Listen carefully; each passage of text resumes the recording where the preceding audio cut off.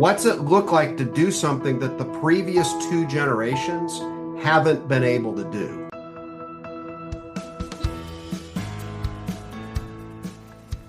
Hi, I'm Karl Vaters, and welcome to the Church Lobby, Conversations on Faith and Ministry.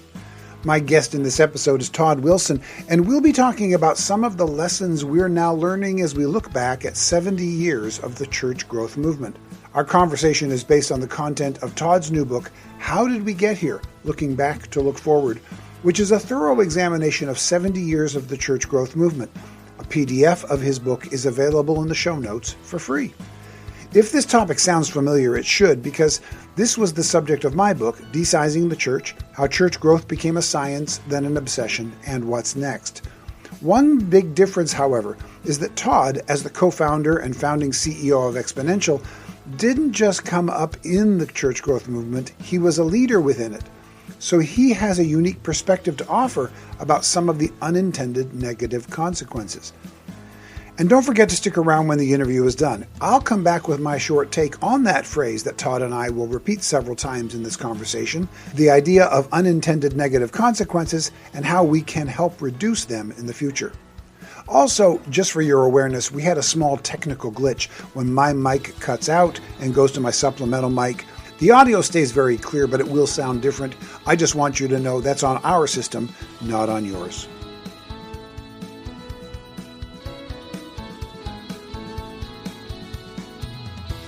Well, Todd Wilson, welcome to the Church Lobby. It's good to have you here. Great to be here, Karl. I've been looking forward to talking with you. Yeah, me too. One of the wonderful things that I've enjoyed about hosting a podcast and being an author as part of that is I now get a whole bunch of advanced copies of books, some of which I have no interest in, some of which I'm vitally interested in. And yours is one of those really high on the list. It was like, oh, I get to take a look at this thing a little bit early. So I got an early copy of your book, How Did We Get Here? Looking Back to Look Forward. But actually, before we get to that, it's kind of got two subtitles, because the official subtitle is Looking Back to Look Forward, but on the cover I've got, which is an advanced copy, and maybe it changes by the time the book comes out, is Examining 70 Years of the Church Growth Movement. So first of all, which subtitle is it? It's actually both, not to confuse you. So when you actually get the hard copy, you're going to see one of those subtitles on the front of the book and one of those subtitles on the side spine. That's what I noticed. And it just in a nutshell, the original whole idea was we got to look back to look forward. And if we want to move into the future, we got to look back. So the original subtitle was the How'd We Get Here? Looking Back to Look Forward. Once we got to the putting the book together and the cover design people, and I had a couple of the people working on cover design say, people might look at this and not even know it's a church thing. Like if you don't put something in that highlights what, and that's where the Examining 70 Years of the Church movement came from. I will say quickly before we move on, as I've had the advanced copy sitting with me at restaurants and stuff at this point, it's actually been amazing. The title, How Did We Get Here, being prominent on the cover. Every pastor in America needs to have like a copy of it just for the evangelistic part. People stop and say, that's a great question. How did we get here? Mm-hmm. But they're talking about a whole different context than the history of the church growth movement. So that's why we need that tagline so people know that's what it's about. Yeah, everybody's got a different cue in their mind. So, but yours is specifically about the church growth movement, which of course, as my listeners know, is very much what my book, De-Sizing the Church, was all about. And I came at it because we spend our time mostly with small church pastors. We're often, we've used the phrase for years, we feel like we're pulling bodies out of the river, people who are victims of some of the unintended consequences of the church growth movement. And so I decided I'm going to go upriver and find out who's been tossing the bodies in. Basically, mine was starting with that question. How did we get here to this point where we've demoralized so many faithful pastors because they haven't reached a size that we think they ought to reach, or they're not increasing everything single year like we ought to reach. So I came into this exploration of the unintended consequences of the church growth movement because it didn't work for me, but it worked for you. So I'm coming at it from someone for whom it didn't work. You're coming at it as one of the names connected to successful church movements and successful multiplication and so on, which is what part of what fascinates me about this conversation, because we meet together in the middle with great deal of overlap agreement. but we're coming at it from different failure and success sides of it. And I'm using those those words in quotes, of course. Right. So talk to me a little bit about how you came to this point where you even wrote this book, given the fact that, hey, this has been working for you by a whole bunch of external measures. Right. Let me highlight one thing from what you just said. After the book was just about finished, I was having a conversation with Brian Mosley, who leads Right Now Media, and we were talking about the book. And Brian made a comment to me. He said, Todd, one of the top issues people are talking about right now in my circles are how did we get here?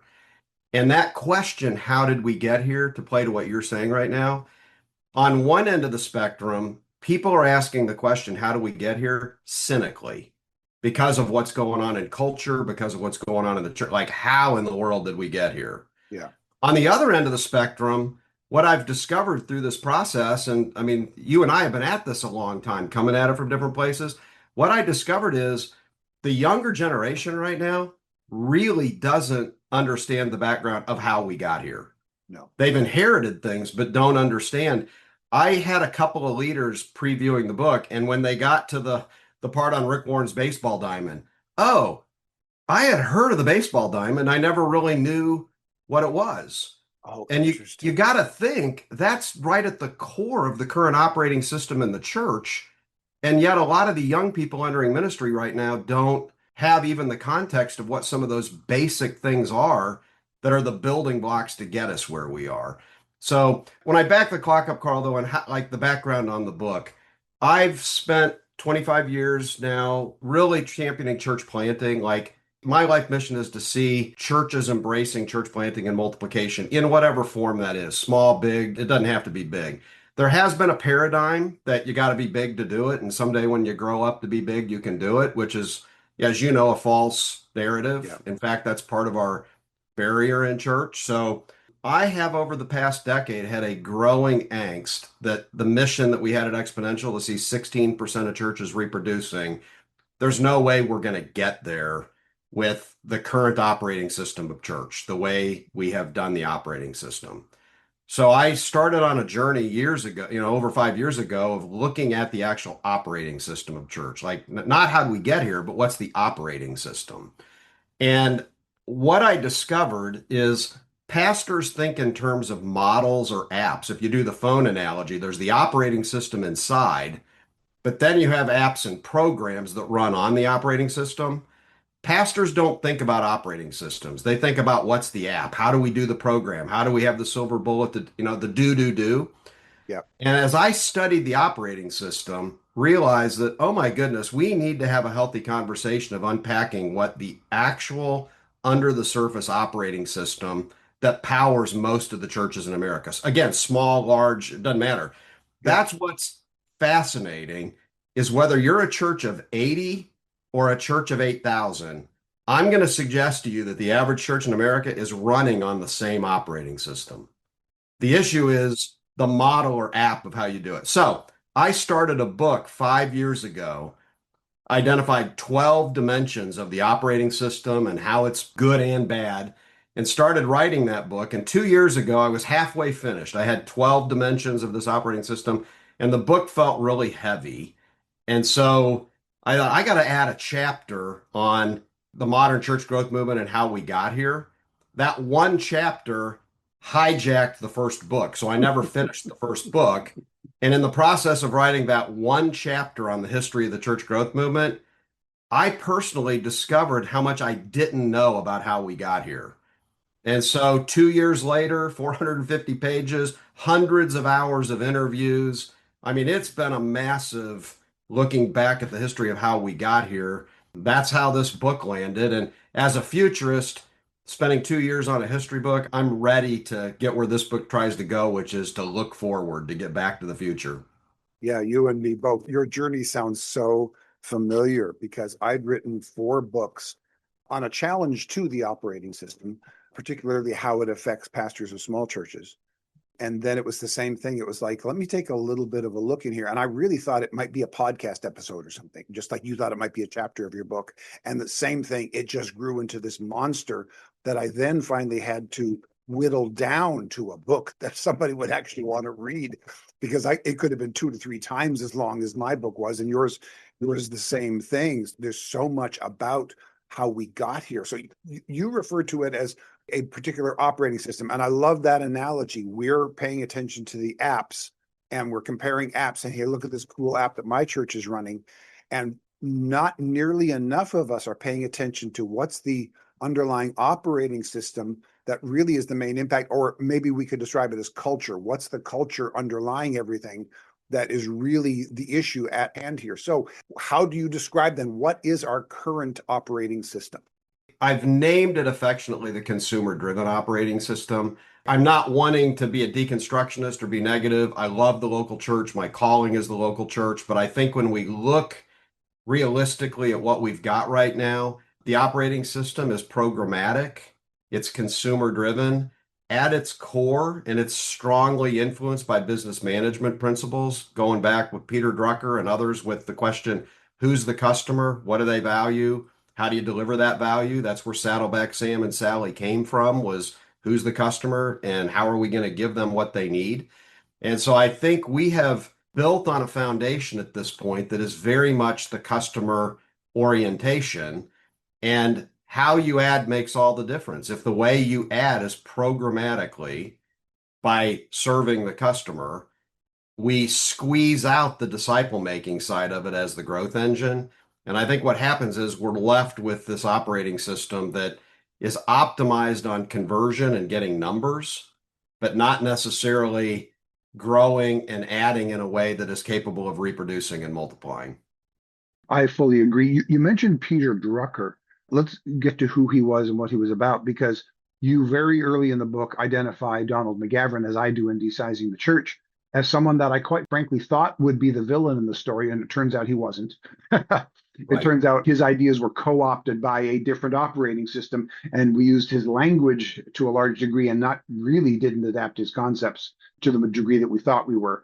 But Peter Drucker is probably a stronger influence upon the consumer driven operating system, certainly stronger than McGavran. So who was Peter Drucker and why has he had such a strong influence? Yeah, I think there's a couple of names, Peter Drucker, Robert Schuller, Bob Buford and Leadership Network. There's a number of groups that in a positive way really fueled and poured gas on this, the development of this consumer-driven system. When I started out on this book, Karl, I thought I knew a lot more about this whole integrated history. Like you, I thought, okay, Donald McGavran's the founder of the church growth movement, and he's who I'm going to go look at in this, and how did it get to where it is? And it was actually one of your podcast interviews with Gary McIntosh, where you guys were talking about this, that put me onto this. And Gary's been such an asset in the conversation that when I learned from your podcast that, Gary said Donald McGavran had planted 15 churches with a collective attendance of less than 1,000 people, that he never planted and grew a church to greater than 1,000. It really threw me off. I had to go back and look, well, wait a minute, what's going on here? And then you discover in the early days with McGavran and what he was birthing, focused more on international missionaries. He didn't even want to do his content with U.S. pastors in the beginning. It really was for international folks. It was really when Peter Wagner came along that you got the getting this into the American church. Yeah. And that's why what we talk about is the co-opting of McGavran. I mean, McGavran's ideals were urgency of evangelism, relational disciple making, the expansion of the church. His scorecard was not individual, churches with big attendance. His scorecard was the collective of attendance. If you just pause on that, and I'm going to get to Drucker, but if you pause on that and say, if that was what we would call the founder of the modern church growth movement scorecard, we can't argue that there's not been a co-opting then, because that is not the scorecard of the church today. Yeah. The scorecard has evolved away from that. And that's what I call in the book the co-opting of McGavran. How did we get from what McGavran was championing to what we have today? The product, I believe, is a consumer-driven operating system, but how do we get there? And here's what's fascinating. It's not because a bunch of ornery people sat behind a curtain trying to do mischievous stuff. When you take every step along the way, it's well-intentioned, often evangelists who are just nutty about how do we reach lost people. Yeah. And so here's the evolution, and I'll introduce Peter Drucker. You've got Robert Schuller, who people know his name. Schuller was a brilliant bringing marketing to the church, who came, even earlier than Drucker. Bill Hybels was impacted a lot by Schuller, but Schuller's deal was marketing. And when you think about marketing, the big issue with marketing is, okay, a customer orientation, who's the customer? So you've got this generation of evolving boomers, Rick Warren, Bill Hybels, Randy Pope, a bunch of what we'd call the founders of the megachurch movement, who are taking a customer orientation and really asking the question from a marketing perspective, who is our customer? How are we going to reach them? Enter Peter Drucker. Peter Drucker is the father of the modern management. Born back around 1900, he basically had a season of politics and journalism, and then when he came to the US, had the good fortune of being hired by General Motors way early on to look at their business model, and he wrote his really prominent first business book at that point.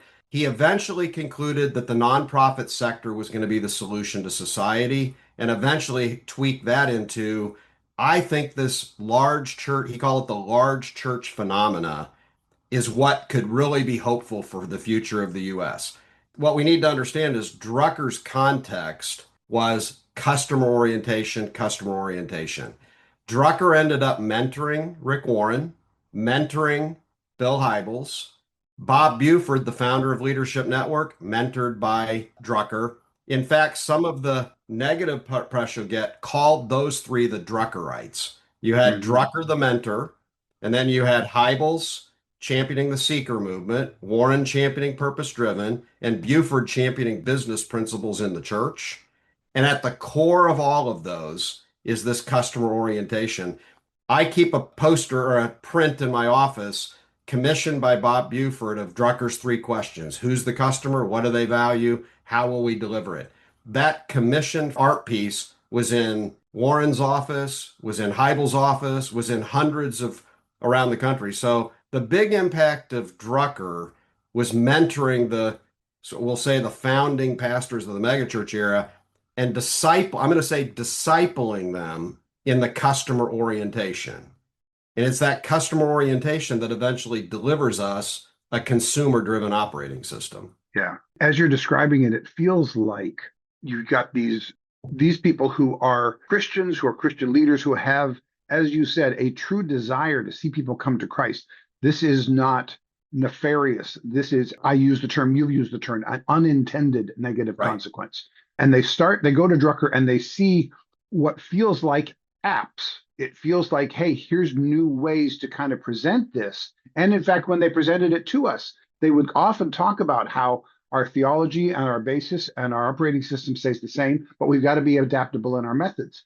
But these business principles that started out as good new methods, good new apps, in fact, were far more of an operating system and far more of a culture shift than maybe we recognized at the time. Is that an accurate way of framing it? I would actually, and again, this is my opinion now, because there's the history of the facts, and then we've got to extract from it, or, what do we believe? I would argue that the purpose-driven model, which was an app, has now become the foundation of the consumer-driven operating system. Okay. Not because Rick Warren intended it to be that way, because his model got co-opted. And let me tell you what I mean by that. The model is, if you think about the baseball diamond, get people converted at first base, get them growing, get them serving, send them off to get them to home plate. It is a disciple-making journey around his bases, which is somewhat in line with McGavran. In fact, he did his study at Fuller and was more of a McGavran person, Rick Warren, than probably a Schuller person. Yeah. And when you look what really happened in his model, is I believe strongly what happened. First base, of getting people to first base, which is get them converted, that became winning in the church. Not getting them around the bases, but getting them to first base. And if you say, well, how do you put strategy in place? What do you do to get the most number of people to first base as fast as you can? That explains how we now have the consumer-driven operating system. Yeah. It's all about marketing and outreach tactics, all the institutional consumer things that get as many people to first base as quick as you can. I would even say the scorecard has become whoever gets the most people to first base wins. No, that sounds very accurate. One of my frustrations with the way the purpose-driven model was adopted is the base of the purpose-driven model was not the base paths. The foundation of the purpose-driven model was the purposes of Christ for his church, the Great Right. Commandment and the Great Commission. I remember reading through, in fact, before I read Purpose-Driven Church, because I live in Orange County, I visited Saddleback and I learned I was sitting in a room with only 300 or 400 pastors really early on before Rick became a national Right. name. And I got this folder that eventually became Purpose-Driven Church, and I'm filling in Rick's blanks. But the thing that struck me wasn't the base paths, because I saw that as a model and not as the foundation. The foundation was what I had already been taught in Bible college, which was the 5 purposes of God as seen through the Great Commandment and the Great Commission. And I learned it and went, oh yeah, that are the purposes. And Rick put that front and center and said, let's make sure everything we do matches these Right. 5 purposes. It's not base paths driven church, it's purpose driven Right. church. But we love the app and we don't pay enough attention to the operating system. And Rick's operating system, or his intended operating system, let me put it that way, the purposes was the 5 purposes of the church as seen through the Great Commandment and the Great Commission. But we loved this base paths model so much, we made it our operating system. Is that, again, an accurate way of looking at it? I think that is exactly accurate. I mean, we've got to give Rick credit. I mean, let me highlight a story for you. My home church, where I came out of the marketplace into ministry 30 years ago, was a purpose-driven church. Our lead pastor, Brett Andrews, the founding church of Exponential, he was probably at one of those early events you were at, 1993. Rick Warren went on tour to 13 cities around the country. Bob Buford funded him, and it was before there was ever a book. Many of the churches founded in that time period were founded on those principles, the purpose-driven principles. And just like I'll call it the co-opting of McGavran, you can argue there's been a co-opting of Rick's, what do you want to put on it? System, app, model, but all of these co-optings that have happened with good intentions for reaching lost people and doing things have delivered for us an operating system that is just not going to get us where we need to be in the future. I fully agree. And we're trying to look for causes, and it's really easy for some people to jump on some of the founders of this as villains. And I refuse to villainize people who did great work for the kingdom of God and had great intention to bring people into the kingdom of God, and from whom I learned a lot of really good, positive things, but out of which there are some negative consequences that, quite frankly, you can't see through the windshield. You can only see in the rearview mirror. And we have to understand we're looking at this through the rearview mirror. So we have to be careful to not ascribe motives to people that do not belong to them. But we have to also accurately identify them so that we can move looking through the windshield into the future in a better way. Karl, that is exactly right. Robert Lewis is one of my mentors. Robert, longtime megachurch pastor, handed off the reins in the early 2000s. He did the foreword on the book, and he gave me the feedback of what you just said, that he lived through most of this. It was energetic. It was well-intentioned, up and to the right. And he said it's not until looking back right now and reading the integrated story that he can see it with clarity what was going on and name what was going on. Mm-hmm. But it was well-intentioned along the way. I mean, I just want to highlight personally, I would not be sitting here talking to you right now if Bill Hybels hadn't done what he did. I grew up down the street I used to ride my mini bike where they built the church. The first time I really went to church in a substantive way, my mom took me kicking and screaming in high school to this new church in a movie theater. And what I remember about that experience is when we pulled out the parking lot and my mom said, "What'd you think about church?" And as a expert on church in high school, a guy who'd never been to church, my comment was, "I'm not sure what that was, but that wasn't church." Which was one of Hybels' real goals, was to a church for people who don't like church. And that's what I'm saying. We were in that customer orientation. We were the seeker avatar that he was trying to reach with the seeker movement. And guess what? I end up becoming a Christian. My brother becomes a Christian. My sister becomes a Christian. I mean, this is like this love-hate thing here. It's like, I don't want to just throw all that under the bus kind of thing. There's good that comes out of it, but we do need to name the fact that amongst the good, we've co-opted things in a way that it really has diluted from some of the original intentions of McGavran and Warren and others.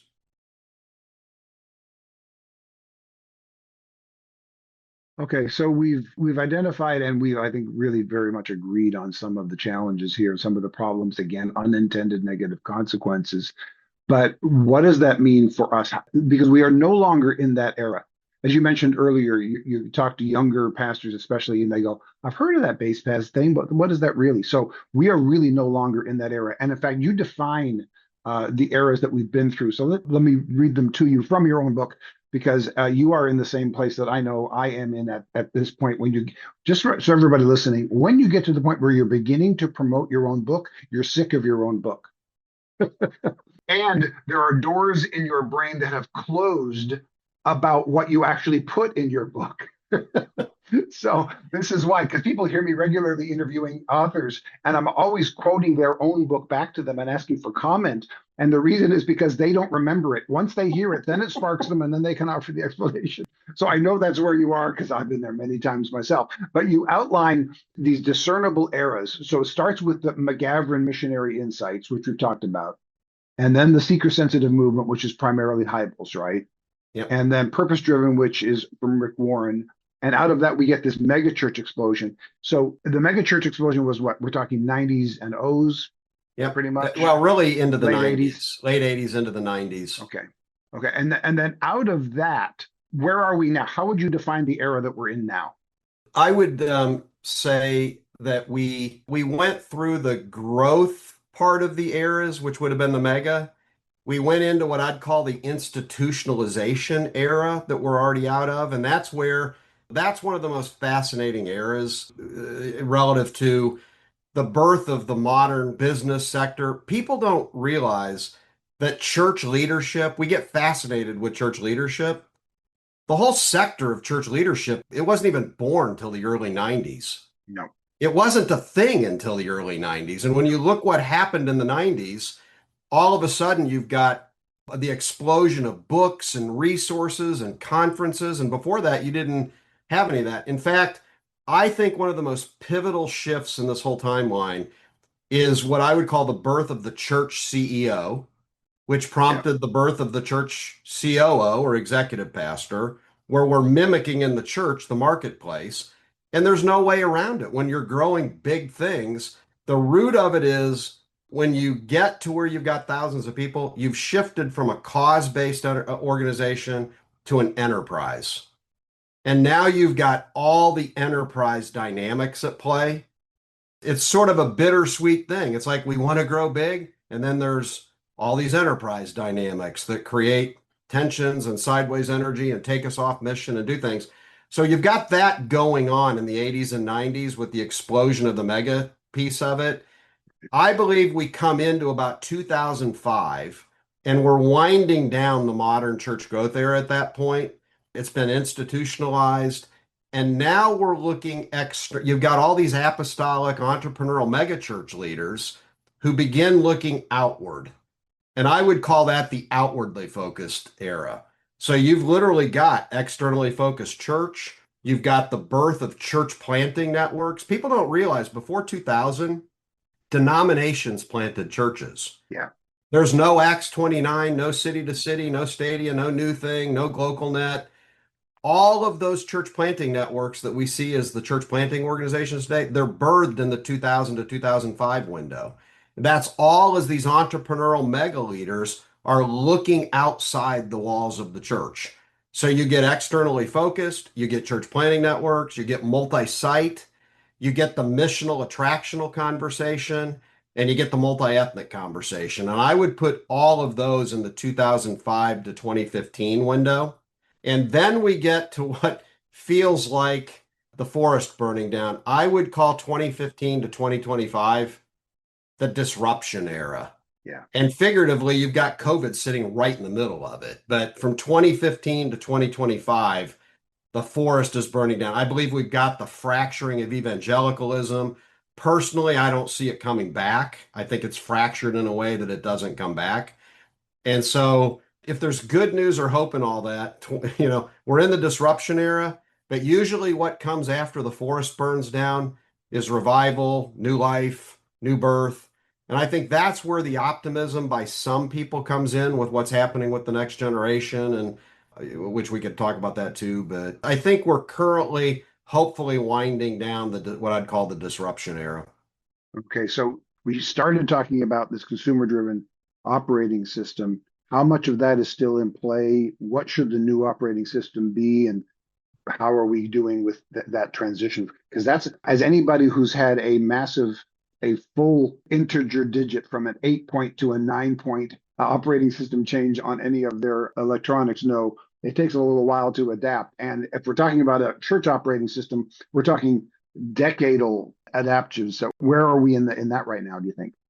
I would use the words revolutionary versus evolutionary change in what you're talking about. I've tried to go from Apple to Android 3 times, and after a week I go back. It's revolutionary change for me to go from one operating system to a different Yeah, one. yeah, I don't mind going from 11.1 to 11.2 to 11.3 or even 11 to 12 in the versions. That's evolutionary. Our challenge in your question of where's next is that this consumer-driven operating system is so deeply embedded in things right now. It gets inherited by the next generation of planters and people without even thinking. There's no stopping to think about it. We inherit it. The 70 years of modern church growth movement, you had 3 generations before it actually happened. You had the lost generation, you had the greatest generation, you had the silent generation. McGavran's 5 generations back. McGavran, Schuler, yeah, Drucker, all of those guys didn't build the modern what we have today. They set the stage for it. Along come the boomers, and the boomers build. Hybels, Warren, you can go make the list of all the builders that did what we're doing. And now what's happened, it's subtly happened, but it's significant. The handoff has happened to where the gatekeepers of the church in America right now are Gen X. right. And they have inherited and embraced that operating system. Now you've got increasingly millennials even taking over some of them, some of the prominent churches, and they are inheriting and taking over. The question we've got is how do you get revolutionary change when the gatekeepers have strongly embraced the consumer-driven operating system? And I don't personally think that it's a strategy we put in place or what. It is going to be a generational thing, I believe, that's going to get us to a different operating system. And it's going to be a generation that says enough with the institutional programmatic growth curves and enterprise models and stuff. Let's get back to relational disciple making. Let's get back to a growth engine that's the way Jesus did it with 12 disciples. Let's get back to a simple, reproducible thing that's not measured by how big it gets, but it's measured by generational ripple effect that comes out of it. And if I have any optimism, it isn't that I'm overly optimistic about Gen Z or Gen Alpha. I'm optimistic that it's a generational factor that gives us change. Yeah. And we are in that generational shift where I'm hopeful that this relational disciple making engine that can replace a consumer driven, we're going to see it take place in college settings and marketplace. I think we're going to see it taking place beyond the walls of the church and rethinking even what we're calling church is what, I'm not trying to be predictive here. I mean, what you're describing to me, tell me if this is too severe. It almost sounds like everybody over 20 has to die in the desert first. I'm glad they're your words and not mine. I mean, I've tried in this book to really take a grace-filled, hopeful, not be overly negative. I want to present the timeline, present the facts. I just don't think you can look, if the past is an indicator of the future, we have 70 years of evolution and co-opting giving us this deeply, deeply embedded thing that we are now inheriting or, passing on. So what's it take to stop passing it on or to start using a different thing? I mean, I don't want to be, again, authoritative here. I don't see us evolving the consumer-driven operating system into the new thing that is hopeful for the future. I don't see us evolving it. No. So it means we need revolutionary change. It's not evolutionary. We need revolutionary change. And I don't know that that's going to come from the gatekeepers. Now, the gatekeepers can take the role of empowering, equipping, taking the posture of how can we help you, next generation? Right. And that's how I end the book. Look, what we've got to do is die to ourselves, those of us that are builders and gatekeepers, and we need to maybe keep our mouth shut a little bit more and empower a little bit more. I think the challenge is the guardrails on that. I mean, part of this current disruption era is a theological erosion.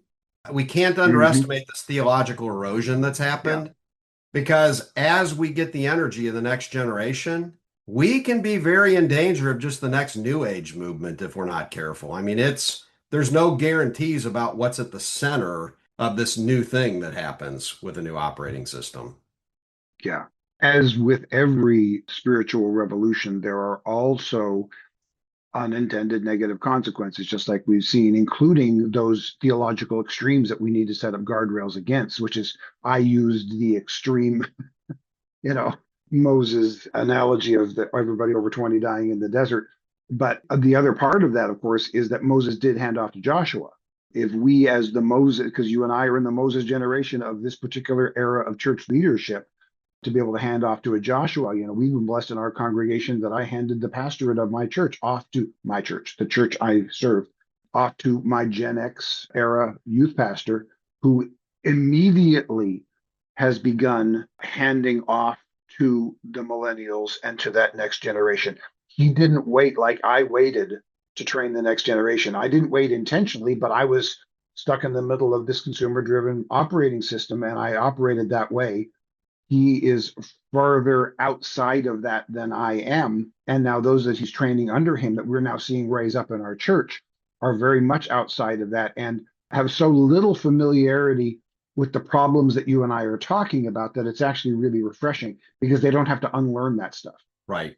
What I've wrestled with a little bit, Karl, on this is from 1995 to about 2002 in my research, Leadership Network in the early 90s, one of the top issues that they were having identified to them was from boomer megachurch pastors. How are we going to find the next generation of leaders? How are we going to mobilize the next generation of leaders?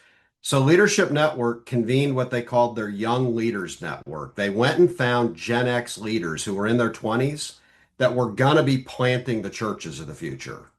And they brought those leaders together for about 5 years.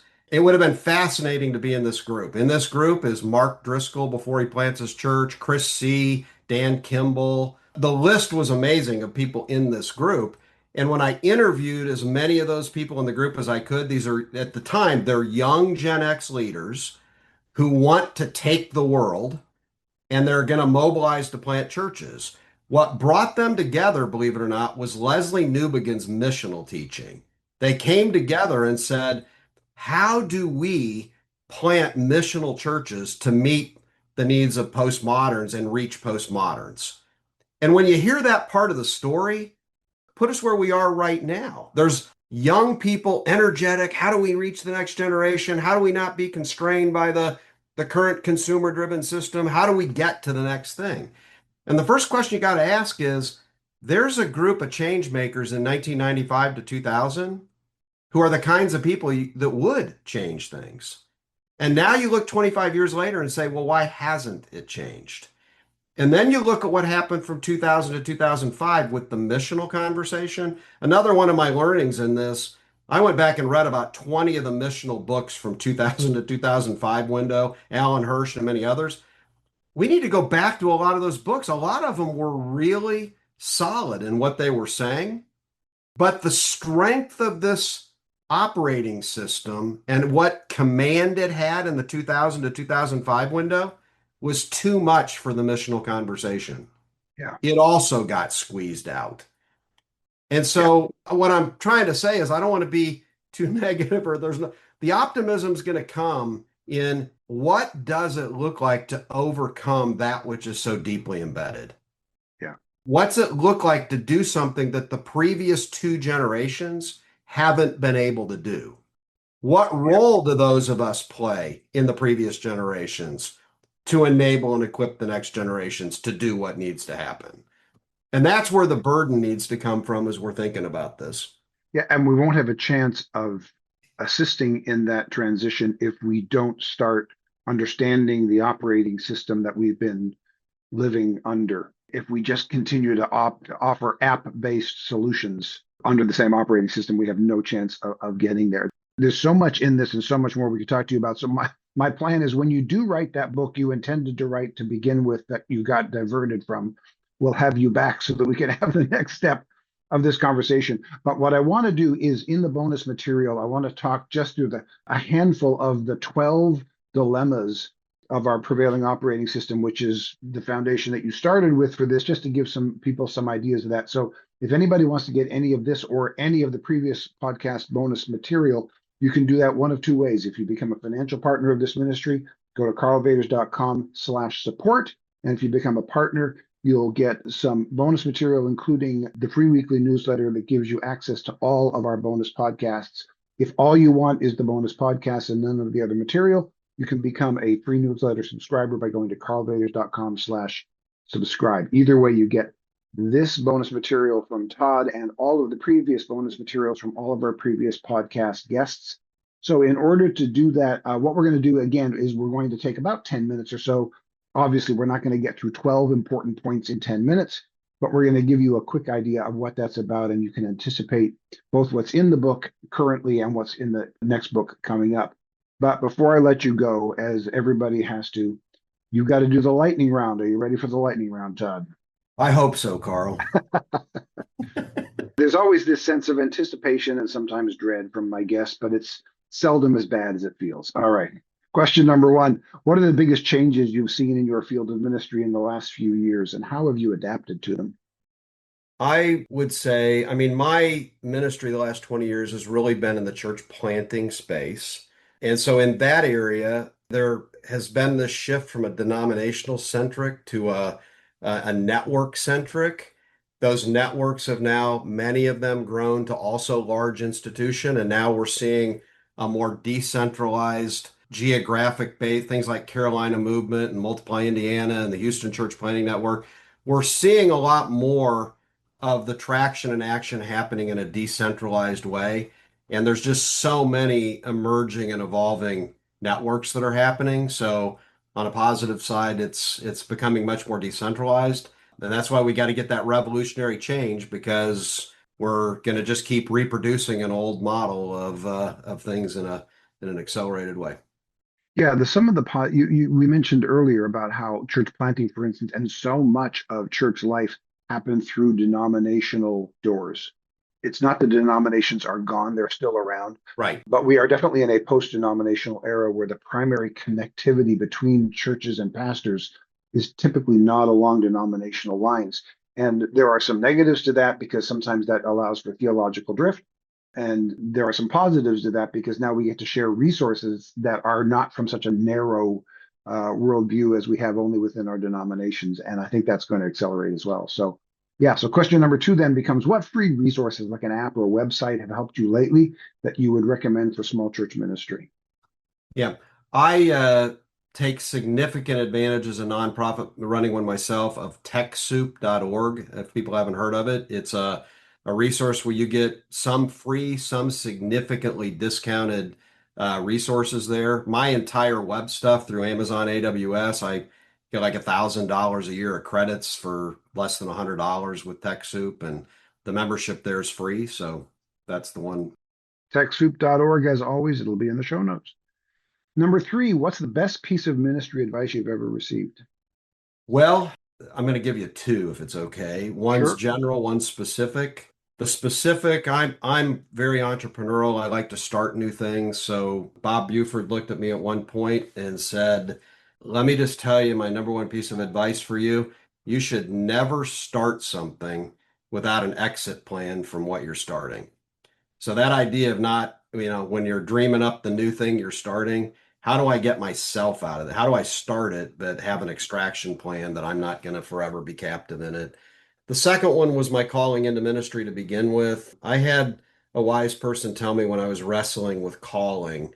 And all of us have that challenge, small church, big church, of is this really worth it? Should I quit? Should I go do something else? Should I move on? And before I ever got into ministry, I had someone tell me, look, the day is going to come when you're really going to struggle with, did I do the right thing? Should I quit? Should I whatever? And I said, you've really got to memorialize your calling. It's all, I lived in Washington, D.C. at the time. And they said, it's like one of these monuments downtown. You better get your calling nailed down in a way that it's going to sustain past the troubles and the difficulties. And so I just want to encourage and remind all these pastors that are listening that you're in this because of a calling God gave you. And you ought to every day remind yourself that, yes, I'm called, and yes, it's hard, but when you're called, God will provide. Yeah, something strong enough to keep you through the troubles. That's huge, hugely important. Number 4, what's the funniest or weirdest thing you've ever seen in church? Okay. So remember, I was at a church very good with the consumer model. So we were Hmm. very good at doing a lot of outreach things. So I want you to picture our church offices. We were very lean. We were in an old farmhouse that shared a driveway and a parking lot with a restaurant next door. And old man Payne was the man who ran the restaurant, and he did not like us parking in any of his spots or doing anything. And one evening, about 6 o'clock, after we thought the restaurant was closed, we were shooting a creative video for Sunday morning, which was it was a spoof off of Michael Jackson's Thriller video. And so we had 12 staff people dressed up as Goonies and, looking like dead people. And we had a couple of them in the big garbage can dumpster and a couple of them underground to come up out of the flower bed. And if you can imagine, we're right in the middle of this video shoot with 12 staff people in the back parking lot with all this stuff happening. And old man Payne comes running around in his Cadillac, jumps out of his car before he knows what's going on. And what in the world are all you people doing? And 12 Goonies come out into the parking lot surrounding his car.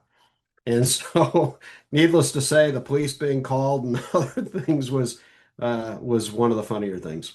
Wow. Well, I mean, with the name Old Man Payne, which I assume you gave him rather than that was what That's his right. although That's what right. was his actual last name, Payne? Well, it was Payne's restaurant. We never knew Oh, his okay. name, There so you we go. just called him Old Man Payne as Payne's restaurant. Yeah, I mean, you label a guy with that, he's not going to be able to get out of it either way. But yeah, that's that's going to get you noticed. That's for sure. Again, the book is How Did We Get Here, with 2 potential subtitles: Looking Back to Look Forward, or Examining 70 Years of the Church Growth Movement.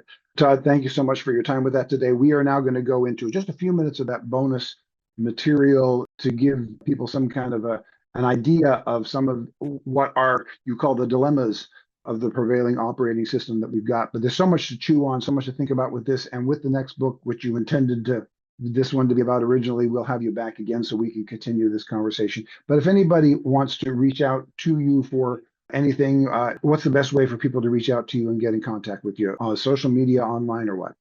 Yeah, my webpage is multipliers.org, and you can get me at Todd at multipliers.org. So through the website's the best way to do it. All right. Thanks for your time today, Todd. I appreciate it very much. Great to be with you, Karl. Thank you for having me. As one of the primary drivers of the last 30 plus years of the church growth movement, I really appreciate that Todd has taken the time to look at that system with such clear but sympathetic eyes.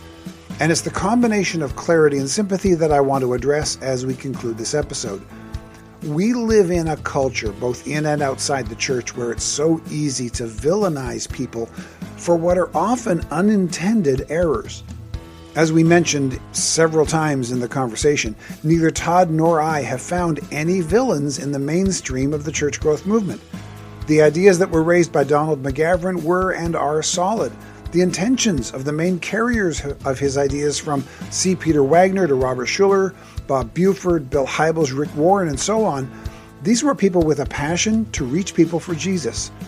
For some, their success twisted their results. For others, the institutions they built had a gravitational pull that, as Todd mentioned, sometimes put the theological emphasis on the back burner as their methods were put front and center. The answer moving forward is humility. Nothing we do will ever be perfect. it will always have unintended negative consequences. But when we determine to always be learners and seekers of God's truth, staying in a posture of humility, we can mitigate them. Arrogance will cause methodological blindness, but humility will give us the chance to see and correct our mistakes so the unintended consequences don't get embedded in the institutions for future generations to have to deal with. This episode was produced by Veronica Beaver. It was edited by Phil Vaters. Original theme music was written and performed by Jack Wilkins of jackwilkinsmusic.com. The graphic design is by Solomon Joy. And me, I'm Karl Vaters, and I hope to talk with you again in the church lobby.